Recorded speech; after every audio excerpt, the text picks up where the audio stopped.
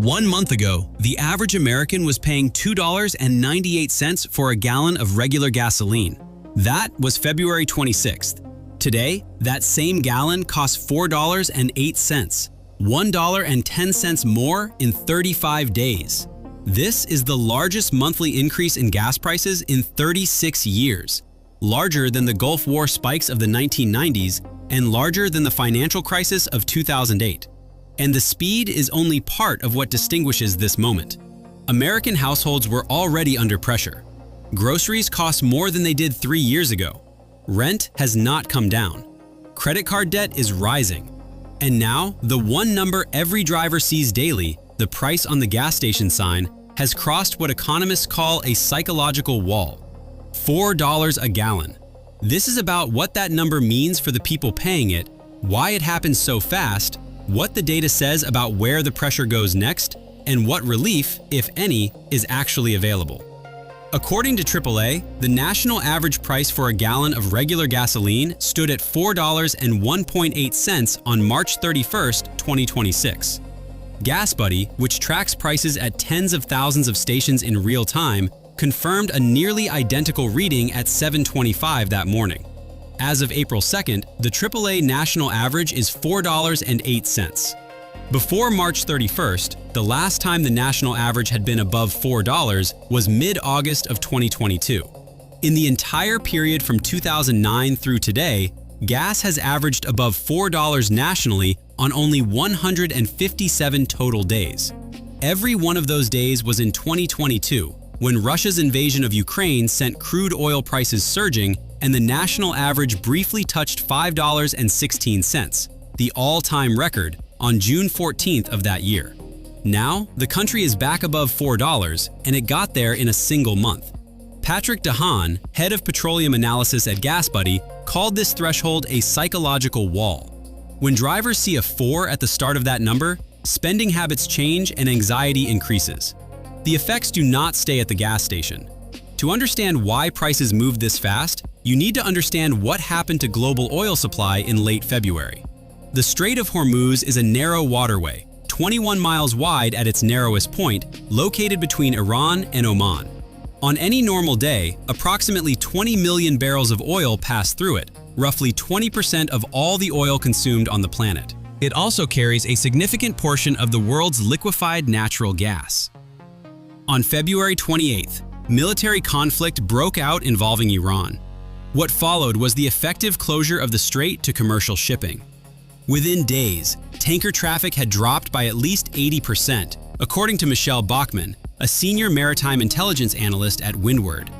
At least 5 tankers were damaged, 2 people were killed. Approximately 150 ships were stranded, unable to move. The International Energy Agency, the global body that monitors oil markets for its 32 member nations, called what followed the largest disruption to the energy supply since the 1970s oil crisis. The head of the IEA described it as the greatest global energy security challenge in history. Oil producers in the Gulf, Iraq, Kuwait, Saudi Arabia, the United Arab Emirates, collectively cut production by at least 10 million barrels per day by mid-March. That is 10 million barrels removed daily from a global market that normally runs on about 101 million barrels of consumption per day. The IEA's March 2026 oil market report projected that global oil supply would fall by 8 million barrels per day in March alone. Brent crude oil, the international benchmark, surpassed $100 per barrel on March 8th for the first time in 4 years. It peaked at $126 per barrel by late March. For context, it had been trading near $70 before the conflict began. The United States is a net exporter of oil, but that does not make the country immune to global price spikes. Oil is a globally traded commodity. When supply drops anywhere in the system, prices rise everywhere. Additionally, most of what the United States produces domestically is light, sweet crude, while the refineries on the East Coast and West Coast are primarily designed to process heavier crude. The US still depends on certain imports, and when those imports become more expensive or harder to obtain, the cost passes through to the pump. Philip Verleger, an energy economist, wrote in a note reported by Reuters that the U.S. West Coast would become, in his words, the poster child for the consequences of the attacks on Iran. That warning proved accurate. California's gas average reached $5.89 on March 31st. Washington State hit $5.15. Hawaii crossed $5.07. At the other end of the spectrum, Oklahoma is averaging $3.27, and Kansas $3.25. The gap between the most expensive and the least expensive gas in the country is now more than $2.60 per gallon. Same country, same month. Entirely different conditions depending on where you live. There is a second number in this story that is, in some ways, more consequential than the price of regular gasoline, and most consumers are not watching it as closely. Diesel. As of March 31st, the national average for diesel fuel is $5.45 per gallon. Before the conflict began on February 28th, diesel was averaging $3.76, a 45% increase in 1 month. The all-time record for diesel, set in June of 2022, is $5.81 per gallon. The current national average is 37 cents from that record. In California, on-highway diesel reached $7.22 per gallon in late March, up roughly 35 cents in a single week. Diesel crossed $5 nationally on March 17th. That date matters because diesel is not primarily a consumer fuel. Most personal vehicles do not run on it, but the trucks that deliver groceries to supermarkets do. The freight trains that move goods across the country do. The construction equipment that builds roads and buildings does. The farm equipment that harvests food does. Patrick DeHaan said directly that surging diesel prices may begin to re-accelerate inflation.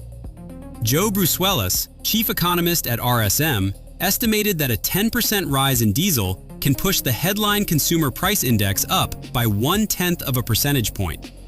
Brusuelas also noted that by late March, oil prices had risen $30 from their pre-war level, which should have translated to roughly a 75-cent increase at the pump. Actual gas prices were up 93 cents. The gap between what oil prices alone would predict and what consumers were actually paying indicates that inflation risks are running higher than the headline numbers suggest. DeHaan noted in a blog post on March 30th that Americans have already spent nearly $8 billion more on gasoline over the past month. That is money not being spent on groceries, rent, savings, or anything else. According to Bureau of Labor Statistics data for 2024, the average American household spends approximately $2,411 on gasoline per year, about $201 per month. In 2022, during the last price spike, that number rose to $2,805 annually, the highest on record in BLS data going back to 2014. At current prices, Goldman Sachs economists projected, in a scenario where the Strait of Hormuz remains disrupted for 6 weeks, that the average household will spend $857 more this year on gasoline than originally expected. The Institute on Taxation and Economic Policy broke this down regionally. Southern households, which tend to drive more and have fewer public transit options, are paying $39 more per month than before the conflict. The national average is $34 more per month. In the Northeast, where driving rates tend to be lower, the increase is $24 per month. Those figures land on top of households that have already absorbed years of elevated food prices, elevated housing costs, and elevated utility bills.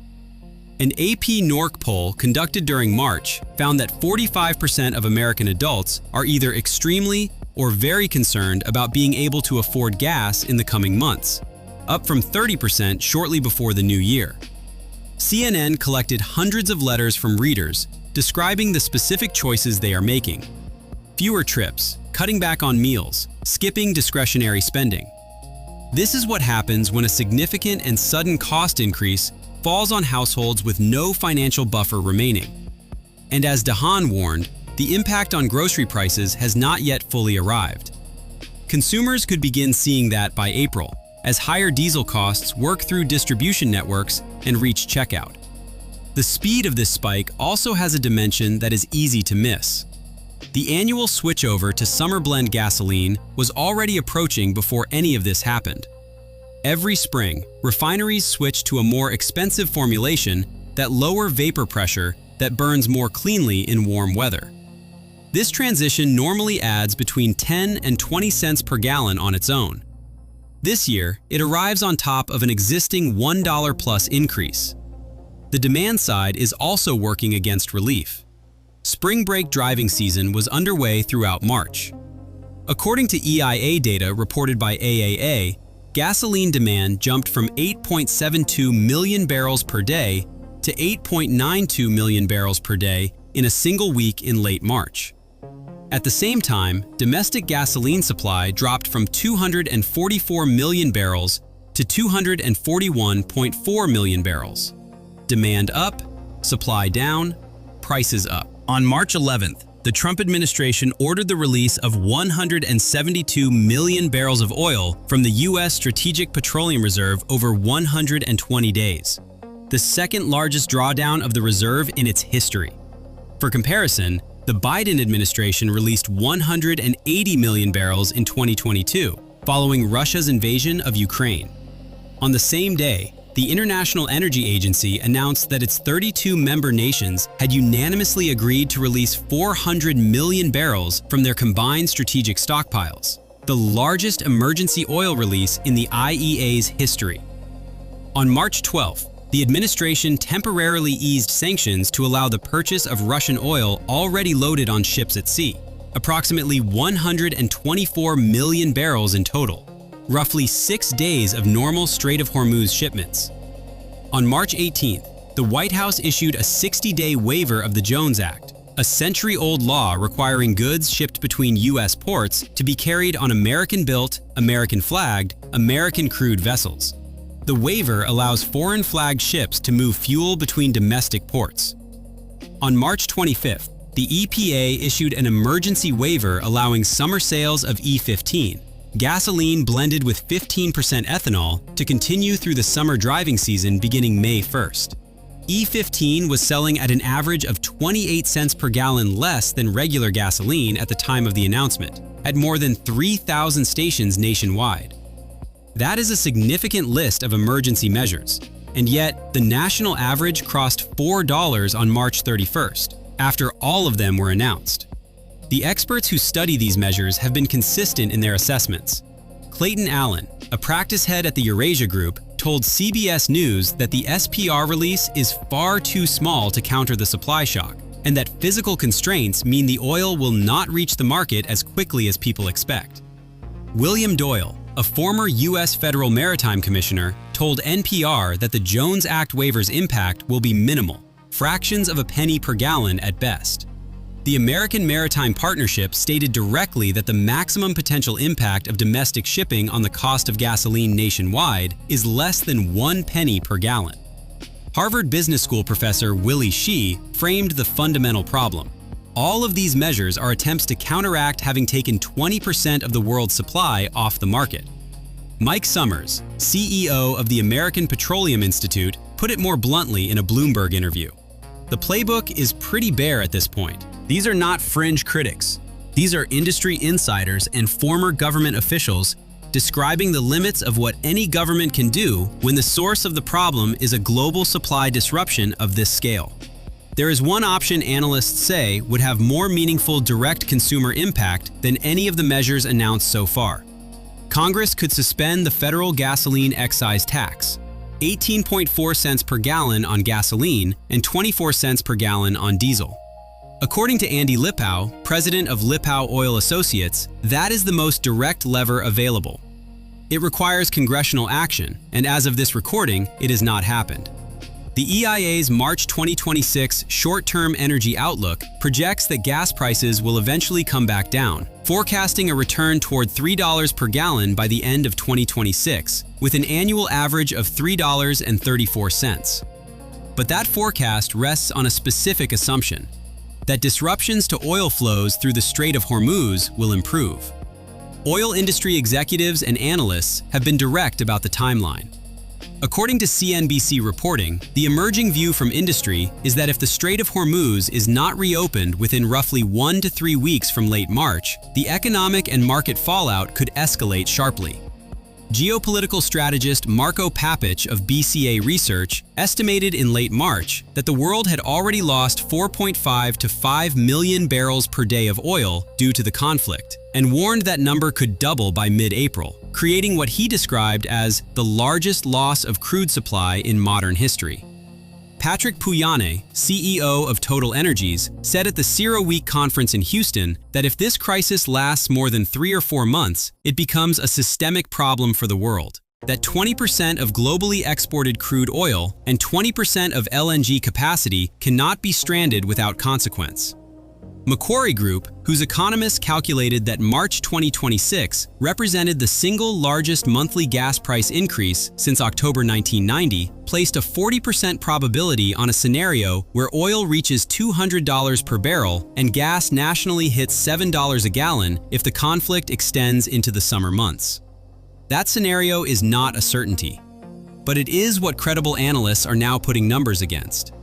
The national average for a gallon of regular gasoline is $4.08, the highest since August 2022, reached in 35 days. Diesel, the fuel that moves goods across the country, is at $5.45 nationally, 45% higher than it was 6 weeks ago and within 37 cents of its all-time record.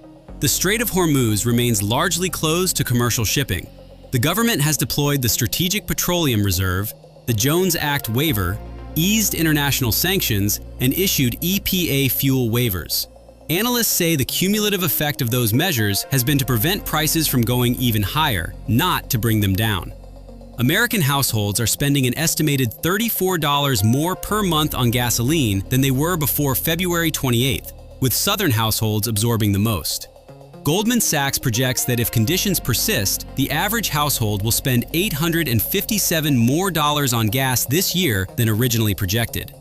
The grocery impact has not yet fully arrived. The diesel cost increases working through distribution networks now will show up at checkout in April and beyond. Michael Misch, a supply chain expert and professor at the University of Southern California, said something that applies to every price spike in American history. Prices go up like rockets, and they come down like a feather. That asymmetry, the speed of the rise versus the slowness of the fall, is what matters most for the people living through it. The $4 milestone will get the headlines, but it is the weeks and months of elevated costs that will accumulate in household budgets, grocery bills, and the quiet financial calculations that millions of Americans are already making every time they pull up to a pump.